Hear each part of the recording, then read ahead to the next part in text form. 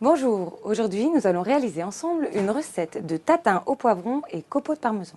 Pour cette recette, nous aurons besoin d'une pâte à tarte feuilletée Croustipat, d'1 kg de poivrons rouges, de 2 oignons, de 40 g de parmesan, de 2 cuillères à soupe de miel, d'huile d'olive, de sel fin et de piment d'Espelette.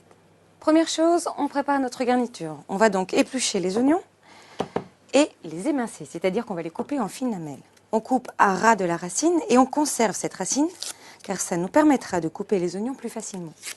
Ensuite, on les coupe en deux et on les émince. Nous avons 1 kg de poivrons à préparer, donc c'est assez fastidieux. Soit vous faites comme moi pour les éplucher et vous utilisez ce qu'on appelle un pelle-tomate, qui fonctionne comme un économe classique, ou alors vous pouvez tout à fait les brûler sur le gaz ou encore dans un four préchauffé à 220 degrés. Lorsque la peau des poivrons est noire, vous les disposez dans un saladier, vous les couvrez d'un film alimentaire et avec la vapeur qui se dégage des poivrons, la peau se décollera toute seule. Avec notre pelle-tomate, eh bien, il va falloir d'abord enlever le pédoncule du poivron. Ensuite, on coupe les poivrons en gros morceaux. On enlève les pépins, tout simplement en tapotant, un petit peu des parties blanches, et on pèle les poivrons. On préfère enlever la peau des poivrons car ils sont plus digestes ainsi. Pour éplucher les poivrons, on a utilisé le pelle-tomate qui est tout simplement un économe classique, sauf qu'à la place d'une lame lisse, on a ici des petites dents qui permettent d'accrocher la peau des poivrons plus facilement. Et après, c'est un jeu d'enfant. Pour un aspect plus esthétique de la tarte tatin, je vous conseille d'utiliser des gros morceaux de poivrons plutôt que de faire des fines lamelles. Voilà, c'est terminé. On va maintenant pouvoir passer à une pré-cuisson des poivrons et des oignons. Deux solutions s'offrent à nous. La première, c'est de tout faire cuire en même temps et ensuite d'ajouter le miel et de faire caraméliser. Mais moi, je préfère faire les oignons d'un côté et les poivrons de l'autre, tout simplement pour pouvoir faire au montage de la tatin d'abord la couche de poivron, qui sera beaucoup plus visuelle au final, puis la couche d'oignon. Je vais donc utiliser 2 récipients. Dans chaque, on verse un filet d'huile d'olive. On fait bien chauffer les poêles pour saisir l'oignon puis le poivron.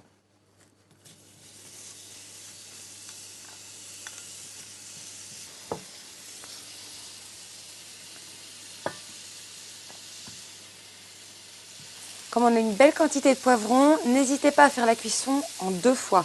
Ce sera plus efficace et ainsi vous aurez une plus belle coloration des légumes. Une fois les légumes dans la poêle, on va les assaisonner avec un petit peu de sel fin.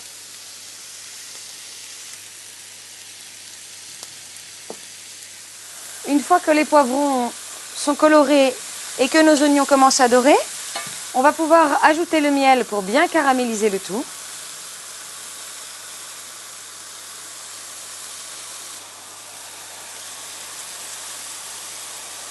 On enrobe bien nos légumes de miel.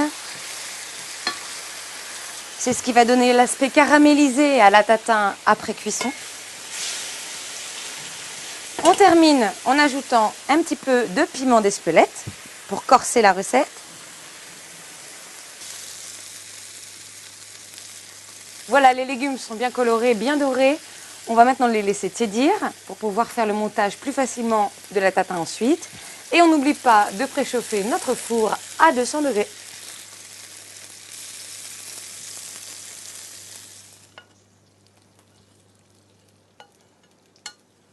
On va maintenant sortir la pâte feuilletée Croustipat du réfrigérateur pour qu'elle tempère un petit peu. En effet, si votre pâte est trop froide, lorsque vous allez la dérouler, elle risque de se fissurer légèrement et du coup, elle ne sera plus du tout hermétique lors de la cuisson. On utilise pour cette recette la pâte feuilletée Croustipat qui a pour qualité d'être pur beurre. L'avantage du beurre, c'est qu'il va nous permettre d'obtenir une pâte qui au final sera bien dorée, croustillante et qui aura un délicieux goût de beurre. L'autre avantage de la pâte Croustipat, c'est qu'elle est bien épaisse. Et de ce fait, elle absorbe beaucoup mieux le jus des légumes ou encore des fruits lors de la cuisson. On va dérouler la pâte et on l'applique avec une fourchette, ce qui permettra à la pâte de ne pas trop gonfler pendant la cuisson. Une fois que votre pâte est prête, je vous conseille de la remettre au réfrigérateur quelques instants pour qu'elle soit bien froide lorsqu'on la disposera sur les légumes. Ça évitera qu'elle se déforme trop à la cuisson. Par contre, on la laisse bien à plat. Ensuite, eh bien, on va disposer un cercle de papier sulfurisé dans le fond du plat à tarte, tout simplement pour que ce soit plus facile à démouler. On va plier la feuille de papier en deux, puis en quatre, et ainsi de suite, jusqu'à obtenir une sorte d'avion comme quand on faisait quand on était petit. À présent, je prends le rayon de mon plat à tarte et je coupe. On obtient alors un cercle qui se met parfaitement dans le fond du moule. Et on va pouvoir passer au montage. Pour le montage, eh bien, il suffit de disposer harmonieusement le poivron dans le fond. Donc, si vous voulez une jolie tarte, il est impératif de chevaucher les poivrons pour avoir une couche uniforme. Je dispose maintenant les oignons sur les poivrons.